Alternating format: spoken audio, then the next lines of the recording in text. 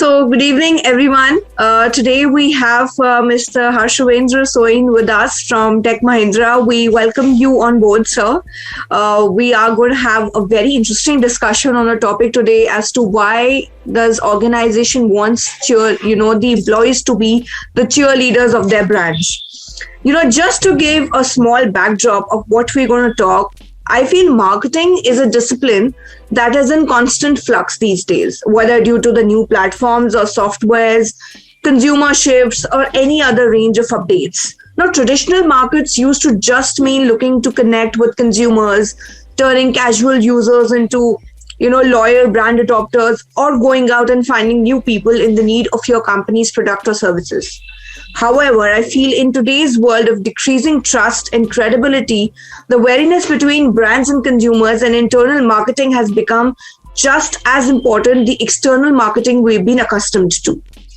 Consumer trust is at all time it is pretty low now, with people tuning out the constant stream of ads presented to them. Only 33% of buyers trust messages from a brand, while some of the 90% of customers trust product or service recommendations from people they know.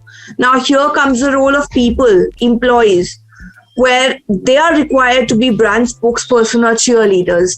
I open this forum to you, sir, to shed light upon the fact as to why do you think that the role of employees in being a brand's cheerleader is important in today's time? Well, thank you, Soin. I think that's a great question to start with. Clearly, we are going through some very strange times, right? Where we call it the Great Resignation period, where people are walking out of the doors, right? And we've seen skilled employees of great companies staging walkouts, and the companies I'm talking about, and therefore, it is important in today's world and in today's time to attract talent, to retain talent, and also generally to come across as a company with a purpose that employees are cheerleaders. What they say that a study clearly shows about employees' reach is about 570% more than companies. And a LinkedIn also study clearly showed that 10 times faster and further is what your employees can take your communication. So obviously, it is critical. Word of mouth, in the virtual world has become so important. But today, clearly, talent is looking for a company with a purpose. Talent is looking for a company that cares. Empathy has become huge. And while all the companies come out with these great brand slogans and marketing campaigns, but people in today's social media world see through it.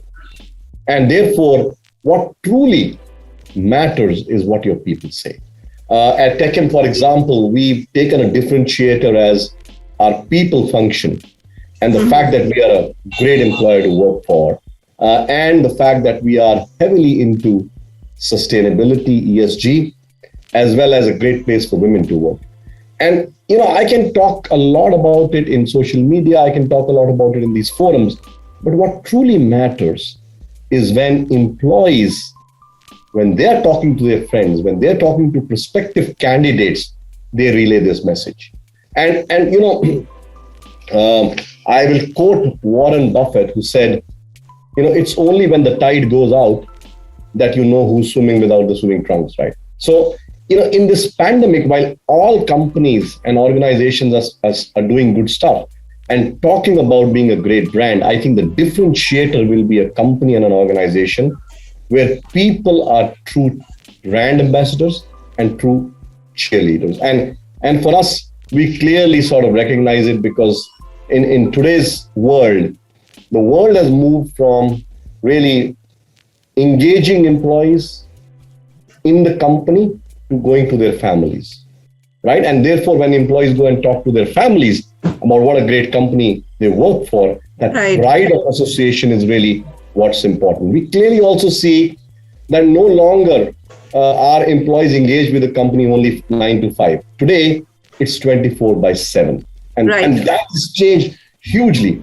And The last bit is, we have to understand that today organizations take pride in their associates being cheerleaders, but it's also rubs off on communities and countries. In the pandemic today, great organizations are not only good for their employees, but also extended families, communities, and countries. So it has a larger impact. And honestly, if you have to have sustainable differentiator of your brand and the people brand, where you want to unleash the true potential of people, it is important for them to be cheerleaders. As much as I understand the concept that, it is important to have employees as cheerleaders, but don't you think that people on the outside might also think that this is getting too boasty, that, the employees themselves are talking about their brand, their products, and, proclaiming the fact that, it is one of the best products in market and that you should go for it. So don't you think it sounds boasty for the consumers or for people outside? So let me, look at the rewards first. If you say you're a great company and your attrition levels shoot up, you say you're a great company, you can't attract talent, you say you're a very customer-centric company and the people say we don't agree, that's disastrous. And, while you can have the greatest of ad campaigns, but it's truly the voice of the customer. And here, I treat the employees as an internal customer. If the employee stands up and says, I work for a great company, I work for a company with a purpose, that has a larger meaning. And today, so again, what has changed big time is that people and talent, and that's top talent, is not looking only for companies that give you good money, but also companies that have a larger purpose in life. Because they want to associate their own purpose to the company's purpose. And imagine if you are an outsider and your friend tells you that you must join this company because I work there and my experience has been fabulous. But that's not all. There is storytelling. I remember, I'll give you an example, Nanda, you asked. I had this lady who walked into my office and she had tears in her eyes and I was a little worried what happened. Till she told me, my organization, Tech Mahindra, cares for me. I am expecting a baby and, I used to park my car like a kilometer away because there's no parking by the time I come in. But your policies today, actually we in our company, the only reservation of car parking is for expectant mothers. And imagine, she said, I can now drive in. It's a pink color, parking lot. I walk out and I go to my office. And she said, this means a lot more to me than anything else. Now, all the ad campaigns in the world can't match this.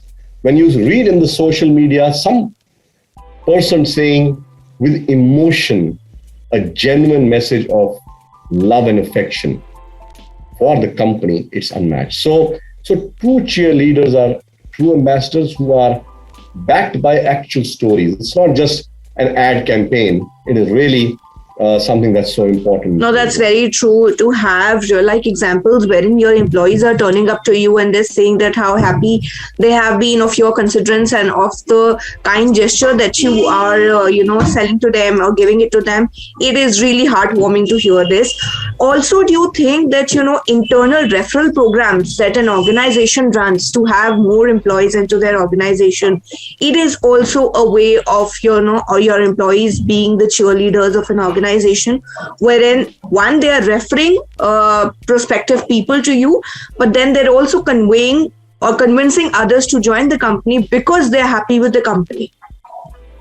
Let me answer in two parts. One, the emphatic answer is yes, but it's more than just being good ambassadors when they're referring. Now imagine today what are companies struggling with, Soin? Companies are struggling with high cost because, talent is in shortage and, a person has 3 offers, right? So obviously, a regular funnel of talent at a decent cost is huge. And if an employee is referring, you can be sure that, the employee has worked for you. So they know exactly the kind of person. So the rejection rate is a lot lesser. So there are many advantages to have these cheerleaders. but also the whole experience today of a candidate, whether selected or not, is important. Now, imagine you go for an interview to an organization and you have a terrible experience. Whether you get selected or not is one thing, but it is the candidate also who is really an ambassador and a cheerleader. I have had cases where folks have come in, have not got selected, but we've got mails saying, I wish I can work for you one day, because the experience of being considered, we call it a human experience. We ensure that every person gets an exciting human experience as they enter. They look around. No matter which position you come for, you can experience Tech Mahindra by looking at our products, by looking at what we've done, having customer stories. That experience itself, I think, makes them say that I wish I can work for you one day. And to me, that is the strongest brand positioning that anybody can have. When the pandemic just stuck, we were the first company, or one of the first companies, to change our logo. And if you still see our logo, it's got a house, right?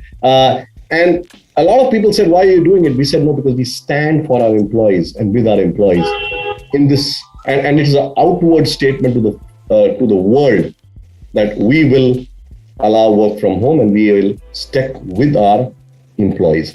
When the pandemic stuck, Sogan, people who were living single, right, had a lot of problems. So we actually had a tool, which is like a marriage matchmaking tool. But what they did was, people said, why don't you come and stay with us, the families? And folks who actually were single also could said, yes, no, can I stay with your family? So it's a tool which matched wherever you were living. So if you were in Noida in a particular community, then the families invited those folks over and they spent months with them. And imagine staying alone vis-a-vis this aspect of a company that cares. So I think we have had more, let's say, a positive strokes and positive cheerleading and ambassadorship from folks who were impacted by these small bouts of empathy. Right. We came up with a tool called I'm Healthy for families and communities, which could actually measure and it's a diagnostic tool for COVID, which was 90% accurate. And we used it extensively to keep our folks safe.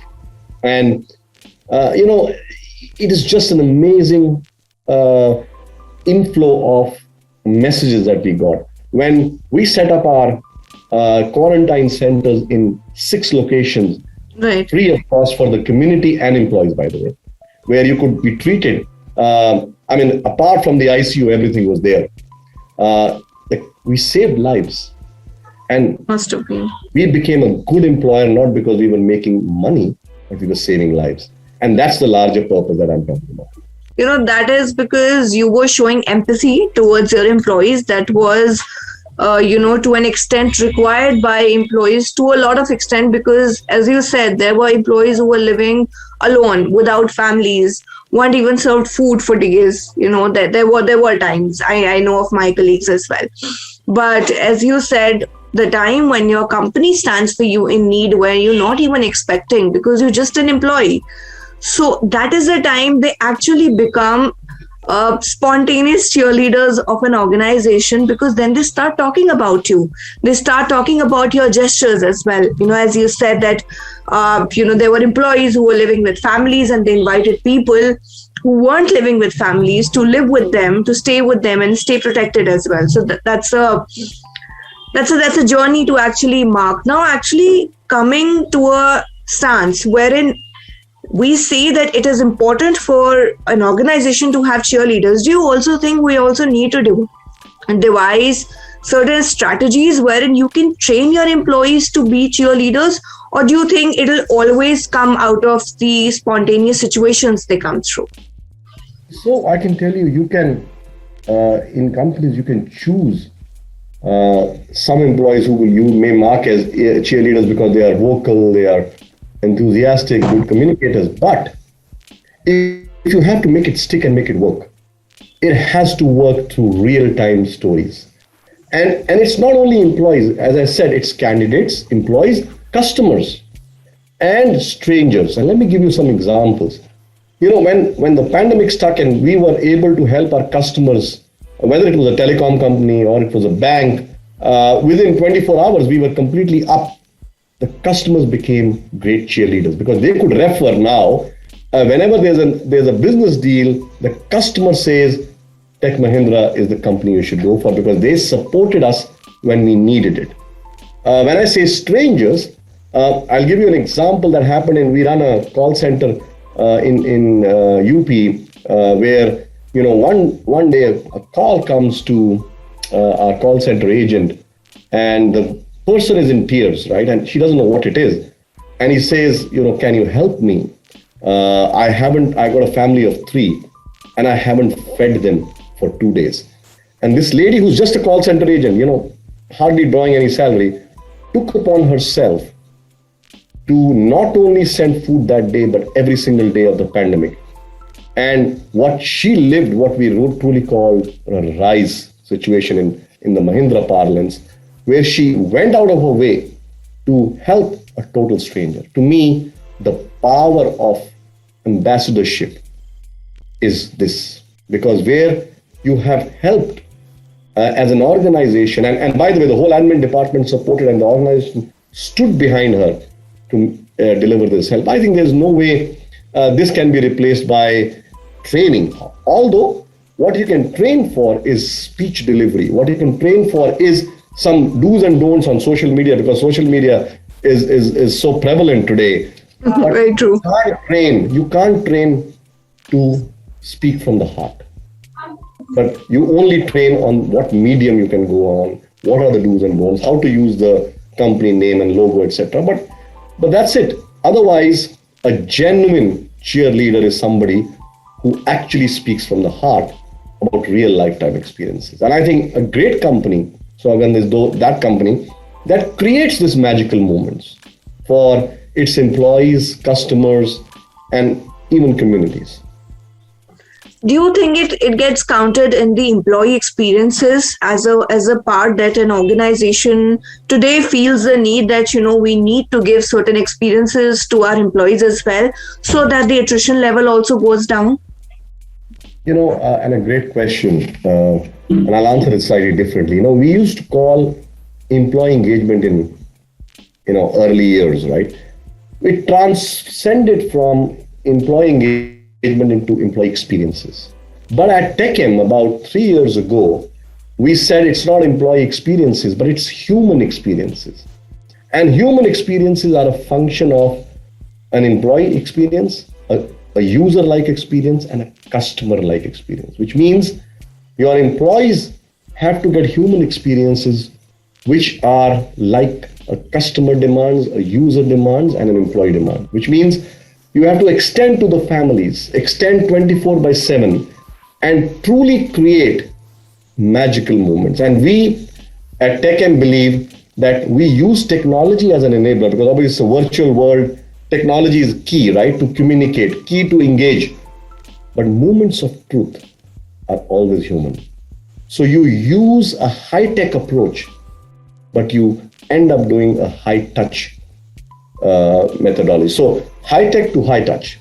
And, moments of truth, creating those magical moments of truth are crucial. Now, magical moments of truth could be it's not only fun and games, it is when you do holistic wellness. We are the first company to actually have a wellness officer, full-time, right?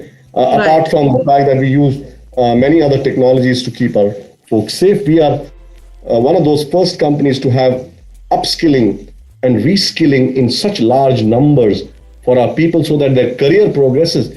Even during pandemic, it was like a Coke machine where you could, choose your own career. You can get upskilled in any sphere that you wanted and move on. Then obviously, it doesn't end at that. It is about creating those experiences through what you experience every day. For example, we got rid of ID cards. We have facial recognition. We have something called Be Me, which is a tool which engages people. We have a tool called Tech Mighty, which randomly connects two individuals who are complete strangers. And obviously you're aware of the humanoid that we made such good use of during pandemic, which could answer all queries of employees. All queries of employees. Creating those magical movements on a daily basis for employees and their families, I think, is the differentiator. Now, talking about that, yes, you creating differences. I actually had a word with few other HR veterans from the industry, and we got a view from them that sometimes employees feel during hard times is when companies try and engage more, try and give out more preferences, try and be more kind. So they feel that it is situationistic. Now that a worse situation like a pandemic has flown in, and you do not want your talent to go off the board suddenly, nor do you want to lay them off. So then they feel that then the organizations feel that there is a dire need to actually create employee experiences. Now, on an employer's part, do you think it is situationistic, or do you think that, it is visible when certain situations are happening, and then the organizations are playing a certain role? I would say it's both. So, in some situations, it's about survival. And then, when the pandemic stuck, and every organization wanted to take, well-being, the physical well-being of employees first, right? Because it was a survival, of the business and survival of the people. And then they moved to mental well-being, and, then it became a survive, revive, thrive kind of a scenario. But you have to do it on a consistent basis. And I will always quote Mary Angelou, who said, "People forget what you said, or people forget what you do to them, but they'll never forget how you made them feel." So you have to make people feel special. You have to make people feel wanted and cared for. And we in TechM call it the N=1 approach, which means personalization and hyper-personalization, where Saugandh is not just one of the 150,000 people, but she matters. So you will have to have policies, you will have to have, the various initiatives which Saugandh likes, not just a bunch of initiatives that you just throw at people. So it's much more personalized. And for that, you have to use technology. Because it's impossible, for example, for us to reach out to 150,000 people in 100 countries, language issues, sheer time zone issues. And therefore, I think while some situations and conditions accentuate the need for taking care, but people see through if you're doing it just for maybe a couple of months, because sustainable impact is what people look for. And that's why I said a company with a purpose, a company that says, while we are here to do good for our customers, I'm here to do good for our planet, I'm here to do good for our communities, and we will impact and give back to the society in every way we can. And at TechM, we do that very, very well. We run smart centers for the not so privileged. And it's not about jobs in IT, but vacation jobs. And I can tell you, the fact that we gave about 20, 30,000 people jobs, it could be a call center agent or it could be a front office agent.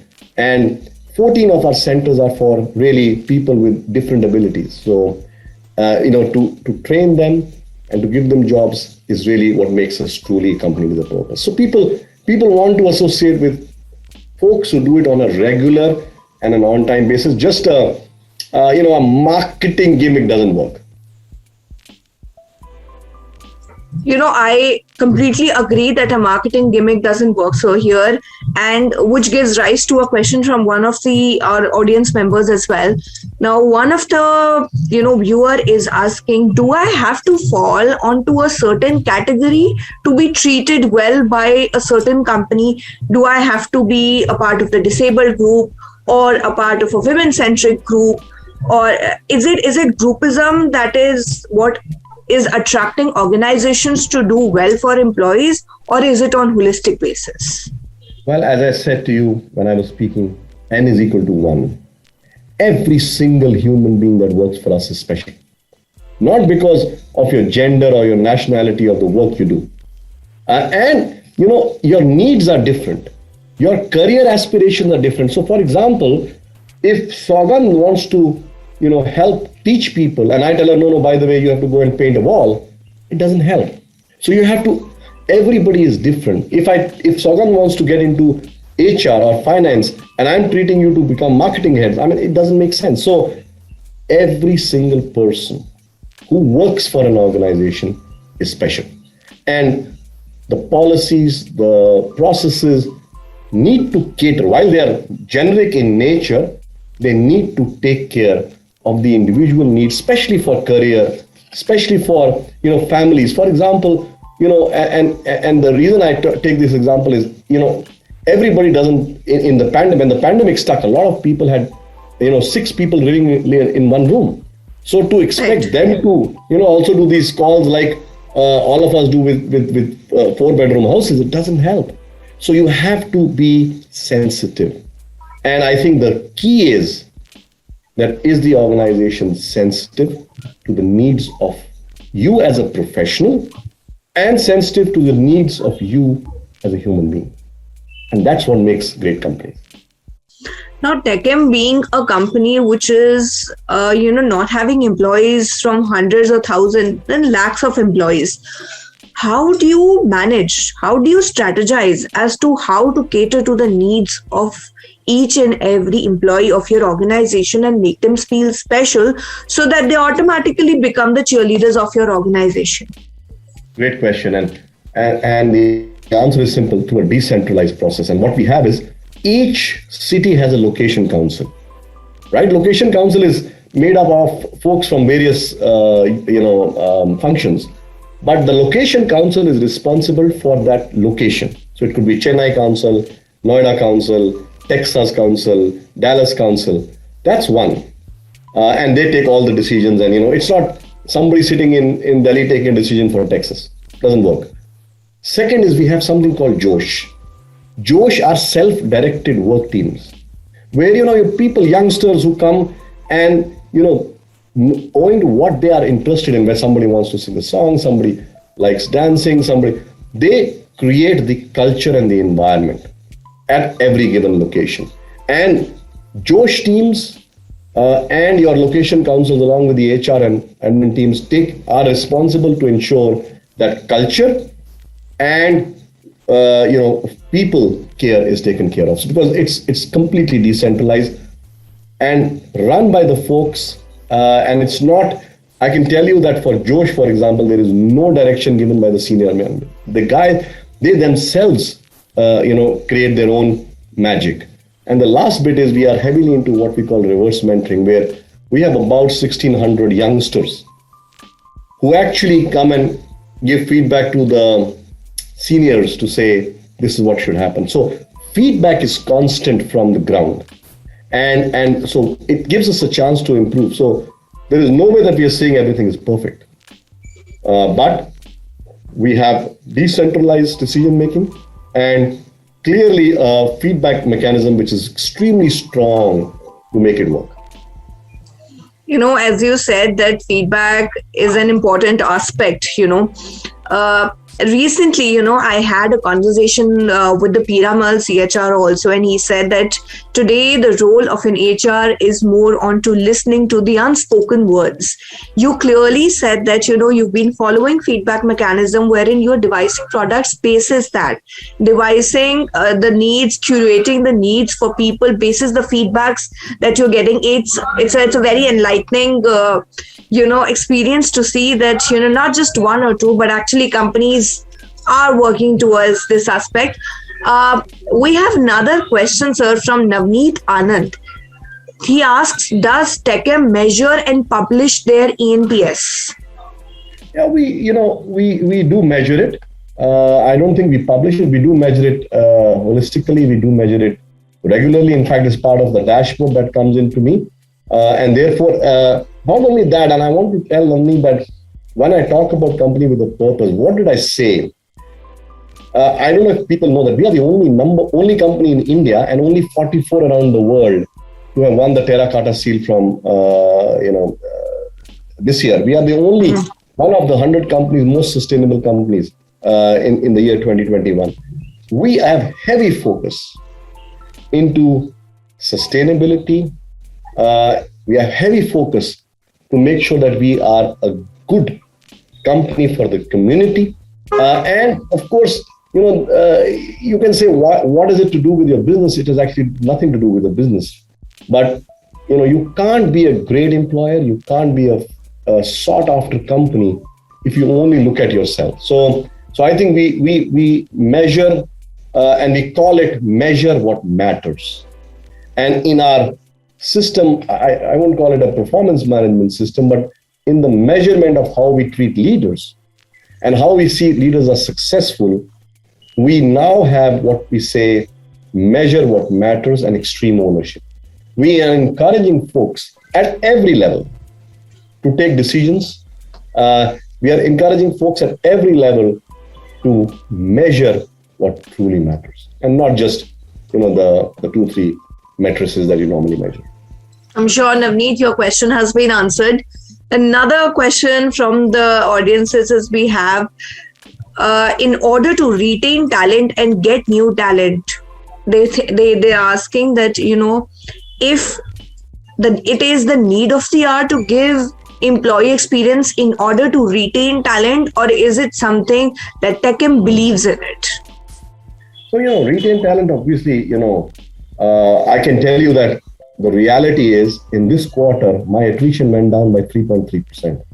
While the whole world was increasing, my attrition went down this quarter by 3.3%. And you have to be, when a person is looking outside for a job, he or she, of course, money is important, and you can only give money to that extent. But to be associated with a company that truly cares is also very important. Similarly, for attraction of talent, as talent comes in, you can have 2 offers with the same money, or maybe one offer a little higher. But if you really feel that you can be yourself in a place where you can build your career, especially when people come in from colleges and people come in as freshers, they are wanting to be upskilled, trained, and then their careers to be made. We did an engagement engagement survey this year, and our engagement score out of 5 shot up from 4.04, which was the highest ever, to 4.58.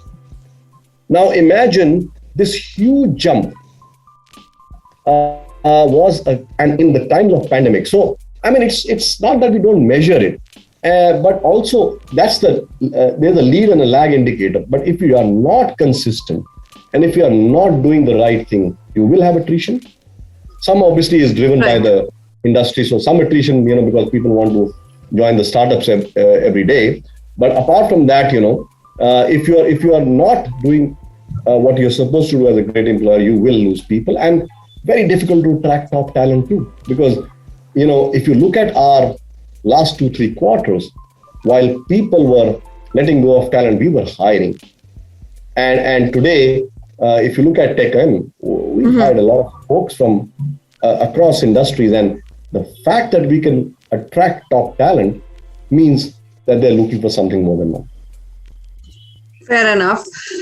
So we have a question from Samriti Malhotra. She is asking you, what should be the key focus of HR trends or HR heads in 2022?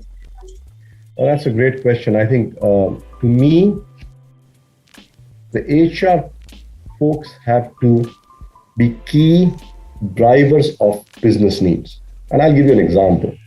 When, for example, in the period of great resignation, the HR head has to support the business with unique ideas. We at TechM went to tier 2 towns, to get talent. We went to nearshore towns like we have Latvia, we have Belarus, we have Romania, we have Canada, Mexico.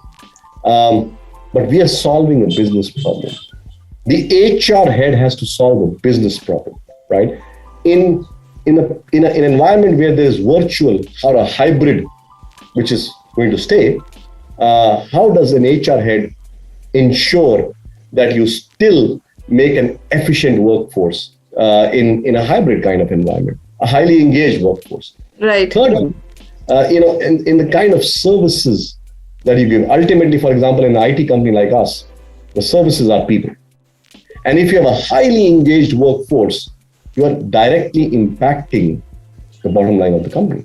Because for us, almost 60-65% is people cost. And, if the people function gets really effective, then the company can perform well. And the vice versa is also true. Okay. I believe, Smriti, you have your responses now. We do have other questions also floating. I would request all of you, once we post the video, you can please ask the questions from Sir directly.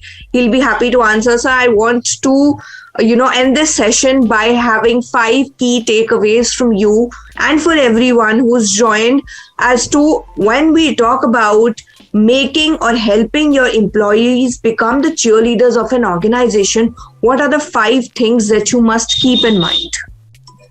Well, I think, firstly, you should look at your company to turn it into a company with a purpose. You should have a larger purpose for your workforce. Secondly, choose your differentiator, right? For us, it's ESG and the people practices. But for you, it could be anything else. But rally folks into a common cause. Thirdly, make people believe genuinely in the cause, right? Fourth, you have to enable those folks and give them tools and forums to go and talk. For example, we encourage our folks to go to TED Talks. We encourage our folks to go to different forums. We sponsor them to do that because, you have to give a voice and an opportunity for those folks. And finally, my suggestion is, when you look at your employees, look at them holistically, look at their families, and then in today's world, it's not only about 9 to 5, it's about 24/7. Indeed. Me being an employee, I can actually relate to your words. Coming this from an employer, if he's thinking about me and my family, my well-being, not because they want to retain me, but they actually and genuinely care for me, something that is coming from an employer which is not expected at a certain time is something that values an employee. And I can seriously boast about it because I come from a fraternity wherein I'm also an employee and I know what my employer did to me. And I'm sure that, Tech Mahindra's employees must also be really happy from their employers because we see a number of initiatives floating in a way with examples, not just policies, but policies with examples. How you enacted, how your employees came back to you, how they reflected upon it, how did it affect their lives. It is very important. So, thank you so much, sir, for shedding light upon it, giving examples, enlightening the audience on the need to have, for an organization to have cheerleaders from within. Thank you so much for all the people who still want to ask questions. The forum is open. We'll be posting the video onto our social media platforms. You can directly tag Sir and ask whatever you want to. Thank you so much for joining us today. Thank you, Soin, and thank you for everybody who's joining. Thanks a lot.